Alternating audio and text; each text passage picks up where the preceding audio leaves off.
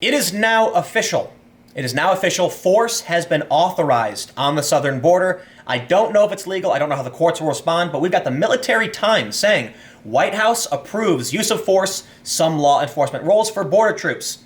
We're going to read through this, but first, Posse Comitatus, if you're not familiar, basically means, and they'll break it down, armed forces can't enforce laws. We'll see how this plays out.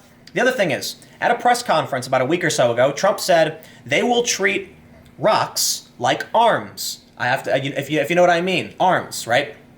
Can't say certain words on YouTube. I mean that seriously. Because of that, people assumed Trump was implying lethal force against migrants. Trump said, no, he's talking about arresting them. You know, I got into an argument with my dad about it. I'm like, yeah, Trump's hyperbolic. I think we should be alarmed when he says things like that. A lot of people did. Trump later clarified he meant arrested, but still, I think you're walking dangerously close on dangerous rhetoric when you start saying stuff like that. But now we have this. The rhetoric doesn't mean anything. Trump can say it and we go, yeah, the left will freak out, the right will roll their eyes. This is significant. The White House late Tuesday signed a memo allowing troops stationed at the border to engage in some law enforcement roles and use lethal force if necessary, a move that legal experts have cautioned may run afoul of the Posse Comitatus Act. The new cabinet order was signed by White House Chief of Staff John Kelly, not President Donald Trump. It allows Department of Defense military personnel to perform those military protective activities that the Secretary of Defense determines are reasonably necessary to protect border agents, including a show or use of force, including lethal force where necessary, crowd control, temporary detention, and cursory search. There are approximately 5,900 active duty troops and 2,100 National Guard forces deployed to the U.S.-Mexico border. Some of those activities, including crowd control and detention, may run into potential conflict with the 1878 Posse Comitatus Act. If crossed, the erosion of the Act's limitations could represent a fundamental shift in the way the U.S. military is used, legal experts say.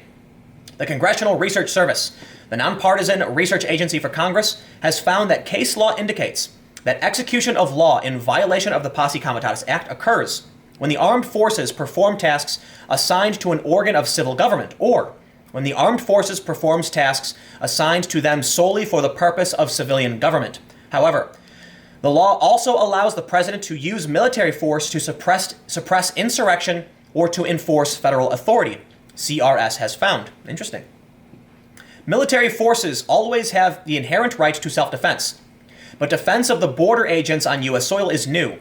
In addition, troops have been given additional authorities in previous years to assist border agents with drug interdictions. But the widespread authorization of use of force for thousands of active duty troops is unique to this deployment. Each domestic deployment of troops to any of the 50 states or U.S. territories is governed by Chairman of Joint Chief of Staff Instruction 312101B.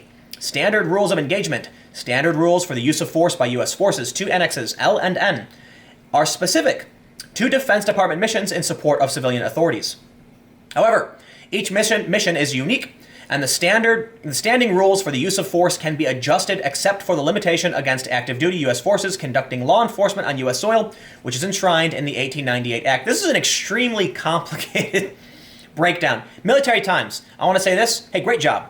Because when stories like this are really complicated and want to make sure they're giving you the details, this is legit news. And according to NewsGuard, Military Times is got a clean record 100%. So let's see what they actually... I'd appreciate, though, if they gave me more of like a breakdown of what this means.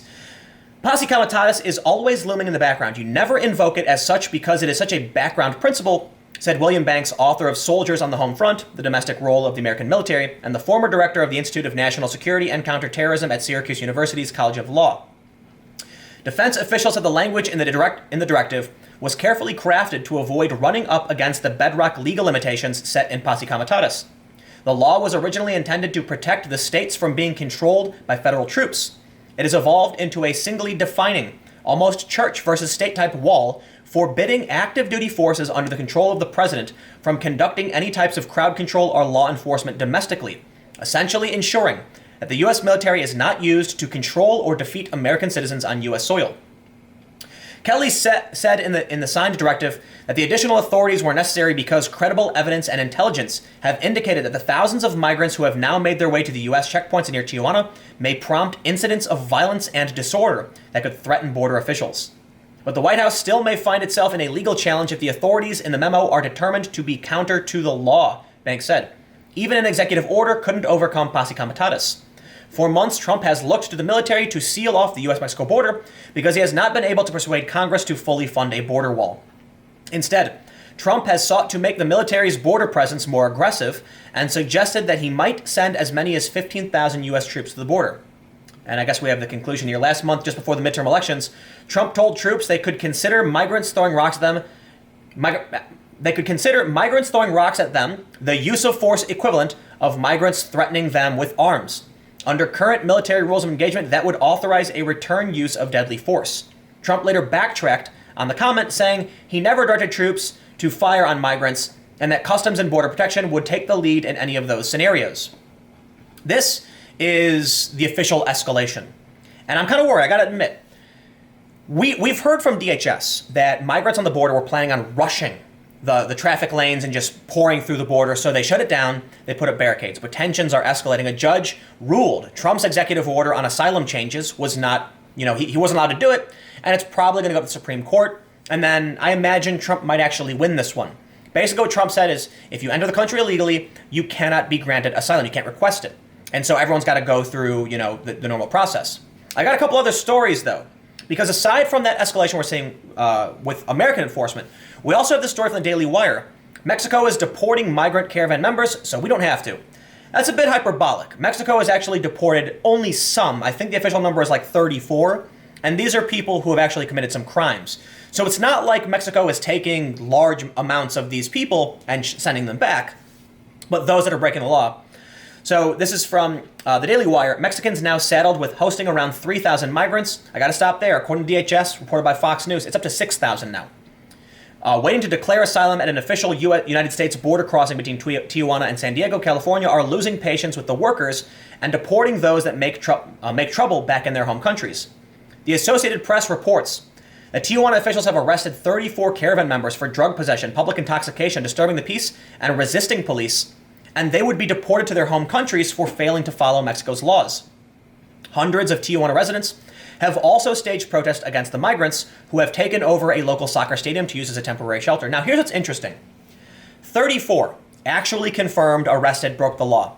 We've heard from DHS as well that they believe the caravan is mostly men. They are harboring around 500 criminals. We saw videos. When they entered the southern border of Mexico, they forced their way through. There was a conflict where one group was throwing rocks, bottles, had Molotov cocktails. According to Mexico, they were armed. It sounds like there is a potential for violent and dangerous criminals to be in these caravans and make their way through, which is why I believe it can be dangerous, right? So there's a conundrum here legally. Trump says, if you enter the country illegally, you can't get asylum. And actually around a dozen or so people were already arrested trying to illegally enter the United States. A court said, Trump, you can't do that. Now, here's the problem. We can see here, the Associated Press reports 34 people were drunk, had drugs, were resisting. Effectively, they broke the law. Those people can now illegally enter the U.S. and then request asylum, and that's a dangerous loophole. At the same time, right, it's hard to know where to draw the lines. I assure you there will be people in the migrant caravan who need asylum, who really do. However, if people can just come into the country, and some of them are bad people, and they can use this loophole, it's going to be bad for the actual asylum seekers. It's going to be bad for us. They say, the mayor of Tijuana is no stranger to the massive migrant caravans, but this one, he says, is different. A Haitian caravan, which also arrived looking for political asylum in the United States and was turned away, consisted largely of refugees looking for work and more permanent homes. Those migrants came prepared with plans and paperwork, and when their asylum claims were rejected, accepted temporary work permits from Mexican officials and did their best to assimilate into Mexican society. I also want to point out, I don't have it pulled up, but in a video I made on my main channel, I pointed out how, according to Vox, some of the people coming are just economic migrants, a decent amount. One of them, when asked why they were going to the U.S., in the caravan, they said it was because they wanted Buffalo Wild Wings. I kid you not, that's literally what they said. And I brought it up several times because I think it shows you when people are claiming these are refugees and asylum seekers who want a better life. No, hold on. Some of them, yes, but probably few of them. Many of them are just economic migrants, and that's fine, but there's a legal way to do it. Admittedly, it's difficult. It is. But there's a legal way you're supposed to do it to make sure that we have a proper balance for everybody. But the reason I'm bringing this up is that I also pointed out in the video, you can do a Google search in Mexico City and see there are, in Mexico in general, there are many, many Buffalo Wild Wings. So it's not a good reason to say you're going to turn down asylum in Mexico and try and come to the U.S. because you want Buffalo Wild Wings. Granted, this is one person, but I'm using it as an example, so forgive me, it's a little hyperbolic. If these amenities, the luxuries, they exist in Mexico, Mexico is not a bad place. Mexico City is fairly wealthy and beautiful, as is Tijuana. But for whatever reason, these people are adamant about coming into the U.S. I will say what's really concerning, what's disconcerting, what's worrying to me, is when you hear about these people who are arrested. You hear about those throwing rocks and bottles who may be armed. And now we're hearing the White House has approved use of force. If tensions escalate on the border, it can be really, really bad for everybody. People could be hurt. It's going to be bad politically. And I hope it does not escalate to that point. But if the DHS is right, that these people are planning on storming through the barricades, and that we're hearing from Mexico some of them may be armed, and now we're hearing there's an authorization for use of force, it's bad news. Anyway, Thanksgiving is tomorrow. It's time to do prep work. I will still have all the videos up tomorrow, as per usual. But today, we got to do some prep. So thanks for hanging out. I will see you tomorrow. Have a good one.